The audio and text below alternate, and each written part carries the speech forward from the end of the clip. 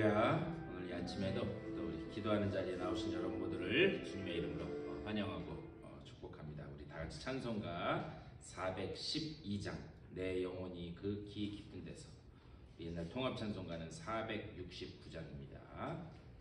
새 찬송가 412장, 통합 찬송가는 469장 찬송하면서 새벽 기도에 시작하겠습니다.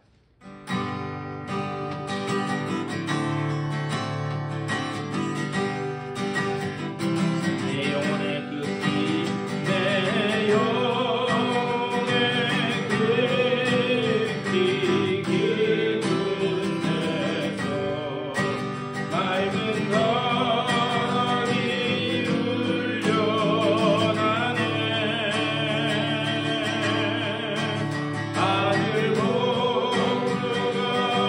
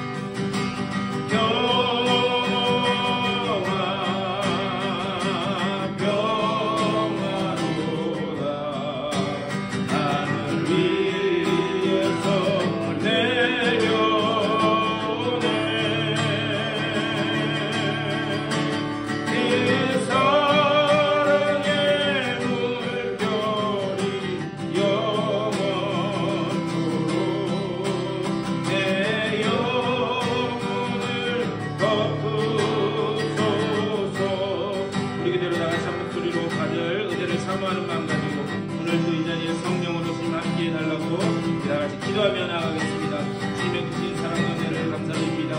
아버지, 오늘 이 아침에 저희를 불러주시고 주님 앞에 기도하며 또 하루를 시작하게 하시니 아버지 감사를 드립니다. 아버지, 우리가 드리는 이 기도의 자리에 주여 성령으로 임재하여 아버지, 주님께서 예배하시는 대로 충만하게 채워주는 주님을 만나고 아버지 새로운 힘과 용기로 나아가는 아버지, 오늘 이 기도의 자리에 주님께서 주님께서 함께 하시는 주님을 만나고 주님을 은혜하는 길을 배나가는 아버지, 오늘 이 새로운 삶을 수 있도록 주여 도와주시옵소서.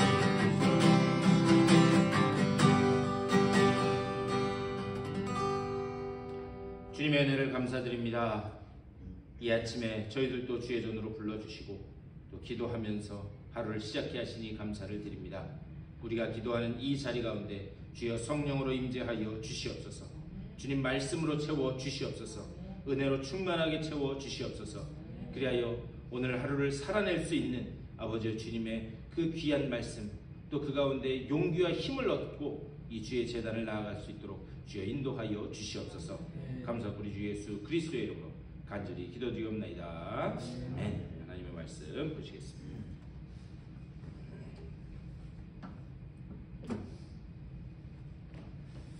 우리 오늘 열왕기하 4장 말씀 보시겠습니다.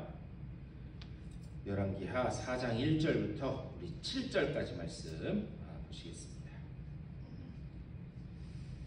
4장 1절부터 7절까지 한 절씩 교독하시겠습니다. 선지자의 제자들의 아내 중에 한 여인이 엘리사에게 부르짖어 이르되 당신의 종 나의 남편이 이미 죽었는데 당신의 종이 여호와를 경외한 줄은 당신이 아시는 바니이다. 이제 빚준 사람이 와서 나의 두 아이를 데려가 그의 종을 삼고자 하나이다 하니 엘리사가 그에게 이르되 내가 너를 위하여 어떻게 하랴. 네 집에 무엇이 있는지 내게 말하라.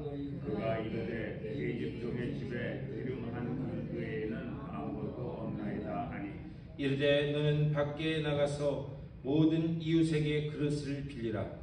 빈 그릇을 빌리되 조금 빌리지 말고 너는 네 두 아들과 함께 들어가서 문을 닫고 그 모든 그릇에 기름을 부어서 차는 대로 옮겨 놓으라 하니라. 여인이 물러가서 그의 두 아들과 함께 문을 닫은 후에 그들은 그릇을 그에게로 가져오고 그는 부었더니 그릇에 다 찬지라. 여인이 아들에게 이르되 또 그 그릇을 내게로 가져오라 하니 아들이 이르되 다른 그릇이 없나이다 하니 기름이 곧 그쳤더라. 7절 다 같이 읽겠습니다. 그 여인이 하나님의 사람에게 나아가서 말하니 그가 이르되 너는 가서 기름을 팔아 빚을 갚고 남은 것으로 너와 내 두 아들이 생활하라 하였더라. 아멘. 오늘 말씀 가지고 우리 말씀 나누도록 하겠습니다. 제가 여러 번 말씀드렸는데 우리가 아무것도 할 수 없어요. 인간이 아무것도 할 수 없다라고 느껴질 때 그때가 하나님이 일하시는 그 시작점인 줄 믿습니다. 네. 우리가 아무것도 할 수 없다. 하나님, 이제 내가 할 수 있는 게 아무것도 없습니다. 라고 완전히 내려놓을 때에 그때가 하나님이 역사하시는 그 순간이다. 라고. 우리 그것을 잊어서는 안 됩니다. 제가 이 말씀을 드리는 이유는 이것이 오늘 우리가 읽은 그 말씀하고 아주 밀접하게 관계가 있기 때문입니다.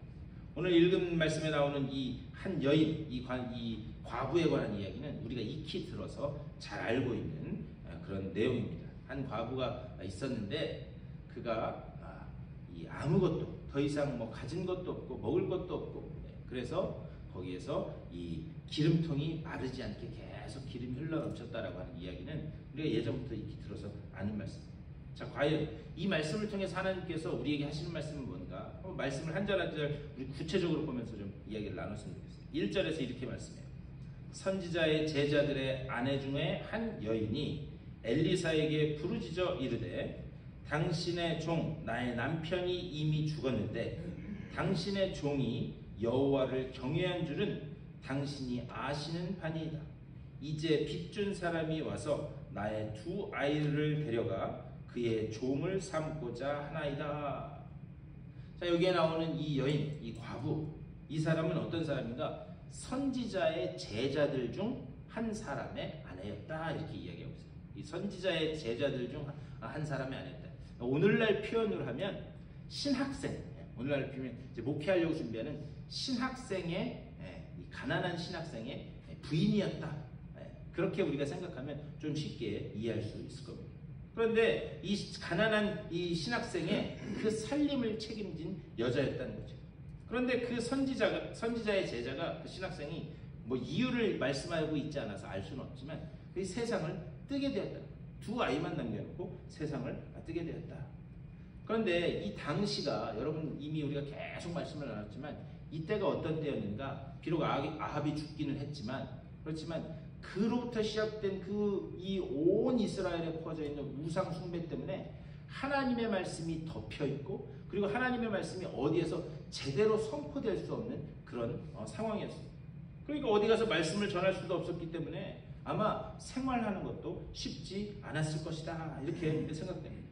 그래서 어쨌든 인간적으로 먹고는 살아야 되기 때문에 어떻게 하는가? 이 올리브 농사를 지었던 것으로 보여요. 기름을 짜서 그 기름을 짜서 하는 그런 올리브 농사를 지었던 것으로 보여요. 그런데 우리가 이 4장 저 뒷부분 38절 보면은 당시에 지금 이 사건이 벌어지던 때가 어떤 때였는가? 이스라엘 땅에 큰 흉년이 들어가지고 기근이 들어서 이 먹고 마실 그런 이 여유가 없었던 상황이었던 것을 38절에서 말씀을 하고 있습니다. 흉년이 들어서 올리브 열매를 제대로 얻을 수도 없었어요. 근데 이제 오늘부터 우리가 이제 4장을 보는데요. 이제 8장까지 이렇게 보면 참 특이한 점이 나오는데 뭐냐면 4장부터 8장까지는 왕의 이름이 거의 나오지 않습니다. 우리 지금 열왕기상부터 계속해서 우리 봐왔잖아요. 그런데 한 장도 안 빼놓고 그 왕이 누구인지 왕이 무슨 일을 했는지 왕에 대한 얘기만 계속해서 나왔어요. 그런데 이제 앞으로 8장까지는 왕의 이름이 거의 나오지 않습니다. 그 왕의 이름이 나오지 않는 대신에 어떻게 하는가? 하나님이 특별히 곤고하고 고통 가운데 있는 사람들, 그 사람들을 찾아가셔서 어떻게 그 하나님의 놀라운 기적을 베풀어 주시는지 그 이야기들만 빼곡하게 8장까지 기록되어 있습니다. 과연 왜 그랬는가? 제가 이것도 몇 번 말씀드렸는데 이 왕제도라고 하는 것, 이스라엘의 왕제도라고 하는 것은 하나님이 만들어가지고 이스라엘 백성에게 주신 그런 제도가 아니었어요.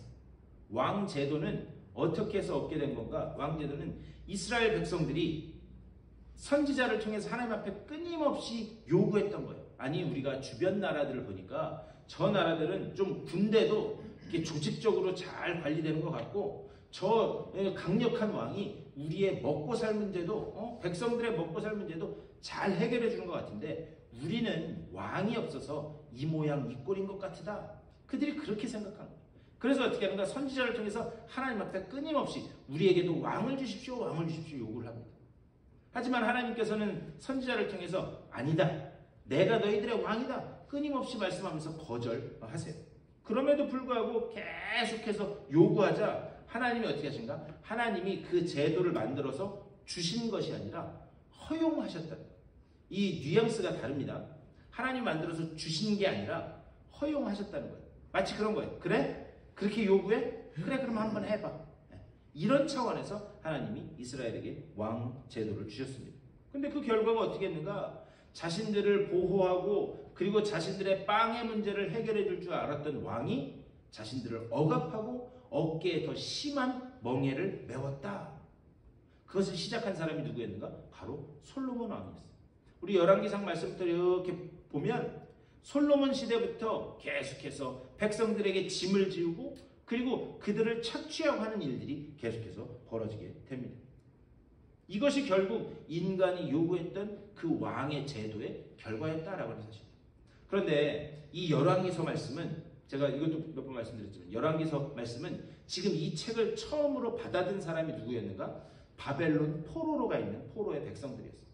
바벨론 포로로 가 있는 그 백성들에게 이 책이 이렇게 주어졌을 때 그들이 이 책을 받아들고 그리고 오늘 이 말씀에서 이야기하는 이 한 과부의 선지자의 그 제자들의 그 과부의 이야기를 딱 받아들었을 때, 이 이야기를 딱 읽었을 때 그들이 과연 어떤 생각을 했겠는가?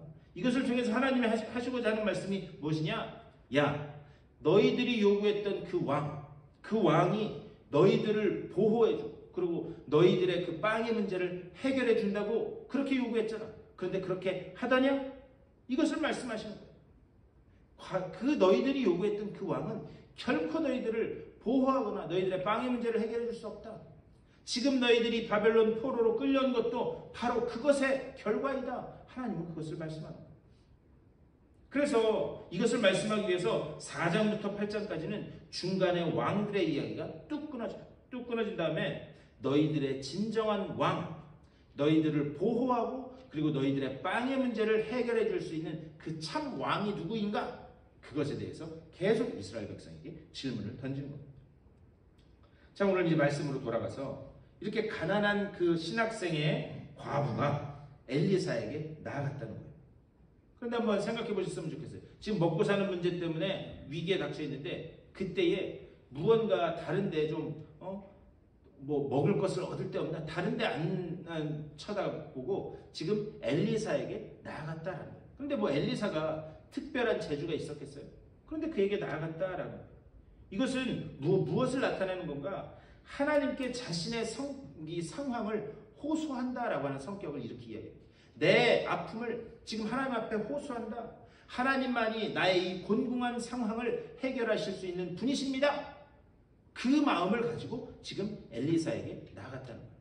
우리 이미 열왕기 이 하 1장에서도 봤어요. 이 이스라엘의 왕 아하시아는 어떻게 했는가? 그가 난간에서 떨어져서 낙상 입었을 때 누구한테 가서 물었어요? 우상. 예. 우상에게 바알세붑에게 가서 내 병이 낫겠는가? 우리가요 위기 상황에 누구에게 물을 것인가? 그것은 그 사람의 신앙관, 가치관뿐만이 아니라 그 사람이 어디에 지금 초점을 맞추고 있는가? 그것을 드러내줍니다. 내 인생에 곤고한 문제가 생겼을 때 우리가 누구 앞에 나가야 되는가? 지금 이 과부는 어떤 마음을 가지고 엘리사에게 나왔는가? 내 이 곤고한 문제를 해결해 주실 수 있는 분은 하나님밖에 없습니다. 그 마음을 가지고 지금 나갔다. 저는요 오늘 이 아침에 여러분들이 말씀을 나누고 말씀 붙잡고 기도하실 때도 그런 가난한 심령으로 기도하셨으면 좋겠어요. 하나님, 이 나의 지금 상황과 문제를 해결하실 수 있는 분은 하나님밖에 없는 줄 믿습니다. 네. 그래서 이 문제를 가지고 하나님 앞에 나왔습니다. 하나님께서 해결하실 줄 믿습니다. 네. 이 심령으로 기도하실 수 있게 되기를 간절히 바랍니다. 오늘 지금 이 선지자의 제자의 아내도 그런 심정으로 엘리사에게 나갔다.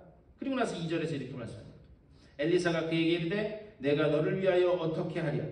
내 집에 무엇이 있는지 내게 말하라. 그가 이르되 계집종의 집에 기름 한 그릇 외에는 아무것도 없나이다 하니, 여기서 기름 한 그릇 외에 아무것도 없다. 이게 진짜 아무것도 없다라는 거예요. 마치 이런 거죠. 어떤 분이 만약에 저한테 저 1,000불만 빌려주세요 이렇게 했다고 쳐요. 그러면 아니 나 돈 없어요. 이거 하고 아유 나 주머니에 쿼러 2개밖에 없어요. 이거 하고 뭐가 더 없는 것처럼 여겨지세요? 이 어떤 느낌인지 아시겠죠? 네. 기름 한 병밖에 없습니다. 그만큼 아무것도 없다라는 것을 이렇게 지금 이야기하는 거예요. 그런데 이런 절대 결핍 속에서 하나님이 어떻게 역사하시는가 그것을 볼 수 있어야 돼요. 3절 이르되 너는 밖에 나가서 모든 이웃에게 그릇을 빌리라. 빈 그릇을 빌리되 조금 빌리지 말고 너는 내 2 아들과 함께 들어가서 문을 닫고 그 모든 그릇에 기름을 부어서 차는 대로 옮겨 놓으라 하니라. 빈 그릇을 동네 가서 빌릴 수 있는 만큼 다 빌려오라. 지금 그것을 이야기해요. 그 다음에 5절 우리 5절 다 같이 읽어볼까요? 시작. 여인이 물러가서 그의 2 아들과 함께 문을 닫은 후에 그들은 그릇을 그에게로 가져오고 그는 부었더니 6절 그릇에 다 찬지라. 여인이 아들에게 이르되 또 그릇을 내게로 가져오라 하니 아들이 이르되 다른 그릇이 없나이다 하니 기름이 곧 그쳤더라. 아멘. 그릇에 빌려온 그릇까지 채우고 채울 만큼 다 채워서 이제 더 이상 채울 데가 없자 그러자 그 기름이 그쳤다 말씀하고 있어요. 앞에서 말씀드린 것처럼 이때는 흉년 때. 흉년 때니까 그 과부인 그 여인만 이 올리브 농사를 망친 게 아니라 아마 주변 사람들도 다 망쳤을 거예요. 그러니까 기름값이 폭등을 했겠죠.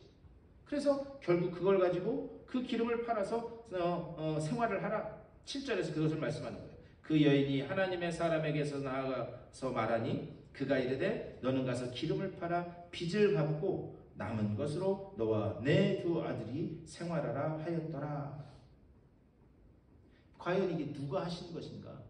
곤고한 심령을 가지고 하나님 앞에 나왔을 때 과연 누가 그 곤고한 심령의 생활을 책임지시고 그리고 보호하시고 먹을 것을 책임지시는가?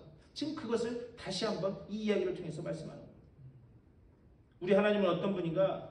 우리 하나님은요, 곤고한 심령, 가난한 심령으로 하나님 앞에 나와서 부르짖는 자에게 하나님은 채워주시는 분인 줄 믿습니다. 그런데요, 하나님은 그냥 채워주지 않으세요. 이게 무슨 얘기냐? 하나님은요, 내가 기도한 만큼만 채워주시는 분이 아니에요. 내가 기도한 것 이상으로 넘치게 채워주시는 분인 줄 믿습니다.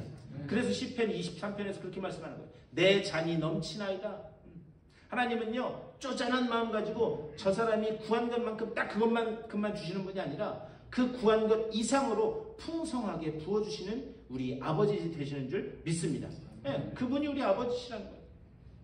중요한 것은 무엇인가? 이 기근과 환란의 시대에 진짜 왕은 누구인가? 열왕들이 아니라 열왕들이 너희들을 보호하고 그리고 너희들을 지켜주는 것 같지만 그것이 아니라 이 기근과 환란 시대에 너희들을 지켜줄 너희의 진짜 왕은 바로 나 하나님이다. 나 여호와다. 이것을 오늘 이 이야기를 통해서 말씀하고 있습니다. 오늘 이 아침에도 우리 이 말씀을 생각하면서 기도하실 때에 모든 것을 넘치도록 부어주시고 그리고 우리가 구한 것 그 이상으로 채워주시는 그 주님의 놀라운 은혜가 여러분의 그 기도의 제목 하나하나 가운데 온전히 응답으로 이루어지실 수 있게 되기를 주님의 이름으로 간절히 축원합니다. 기도하실 때 하나님, 나는 가난한 심령이오니 내 문제를 가지고 주님 앞에 나와서 기도합니다. 하나님밖에 해결하실 분 없습니다. 그러니 주님께서 나의 이 모든 문제 가운데 하나님이 이끌어 가심을 내가 보게 하여 주시옵소서. 이렇게 기도하심으로 오늘도 이 기도 가운데서 하나님의 놀라운 그 음성을 듣는 복된 시간 되시기를 주님의 이름으로 간절히 축원합니다. 우리 말씀을 생각하면서 말씀을 붙들고 여러분들의 문제를 놓고 또 교회를 위해서 특별히 주변의 아픈 분들을 위해서 여러분들의 개인적인 기도의 제목들을 놓고 기도하시고 우리 또 친교하시고 그리고 삶의 자리로 돌아가시도록 하겠습니다. 우리 다 같이 한 목소리로 기도하겠습니다. 주님의 크신 사랑과 은혜를 감사드립니다. 아버지, 오늘 이 아침에도 주님의 말씀을 통해서 누가 우리의 진정한 왕이신지, 누가 우리의 진정한 보호자시고 우리의 삶을 공급하시는 분인지 아버지 다시 한번 생각해보게 하시니 감사를 드립니다. 아버지, 정말 우리의 삶에 곤고한 문제가 있을 때에 세상 다른 데 눈 돌리지 않게 하여 주시고 아버지 정말 오직 주님께로 나와 주님 앞에만 그 모든 문제를 내놓고 주님으로부터 아버지 해결받는 그런 복된 믿음의 소유자들 다 될 수 있도록 인도하여 주시옵소서. 아버지여, 곤고하고 힘든 이 환난의 때에 기근의 때에 우리의 시선을 주님께 고정케 하여 주시옵소서. 아버지 정말 우리의 시선을 주님께 고정하고 아버지 정말 주님께만 아버지 정말 그 주님의 음성에만 귀 기울이게 하여 주시며 아버지 정말 주님께서 이 모든 문제의 해결의 열쇠를 가지고 계심이 아버지 온전히 깨달아지는 아버지여 우리의 그 기도의 제목들이 될 수 있도록 인도하여 주시옵소서. 기도의 제목들마다 아버지 정말 주님께서 우리에게 하시고자 하시는 그 음성이 들려지게 하여 주시고 우리의 기도의 제목이 주님의 뜻과 일치되게 하여 주시며 그 가운데 하나님께서 기뻐하시는 아버지 정말 그 길로만 나아가는 우리들의 삶이 될 수 있도록 인도하여 주시옵소서. 아버지여, 하나님의 그 권능의 손길이 우리와 함께 하고 있음을 아버지여 깨닫고 또 그것을 의지하고 믿고 나아가는 아버지 우리 되게 하여 주시옵소서. 우리 교회를 주님께서 붙잡아 주시고 우리 교회가 하나님 기뻐하시는 교회로 서기를 원합니다. 아버지, 우리 교회 가운데 하나님의 그 놀라운 은혜의 빛이, 구원의 빛이, 영광의 빛이 계속해서 비춰질 수 있도록 인도하여 주시옵소서. 우리 온 성도들이 한마음 한뜻으로 주님의 그 은혜만을 구하게 하여 주시고 머리 대신 주님만을 바라보며 그 주님께서 가신 길만 순종하며 나가는 아버지여 우리 아리조나 연약한 이 교회 성도들 다 될 수 있도록 주여 인도하여 주시옵소서. 아버지 정말 우리를 한 가족으로 믿음의 식구로 불러주신 줄 믿사오니 아버지 정말 한 지체로 불러주신 줄 믿사오니 아버지 정말 우리가 서로가 서로를 위하여 기도하며 하나님 기뻐하시는 모습으로 나아갈 수 있도록 주여 아버지 붙잡아 주시옵소서. 아버지 육체 질병으로 인하여 고통받는 일이 있습니다. 한 분 한 분 주님 찾아가시고 아버지 주의 능력이 오른 곳으로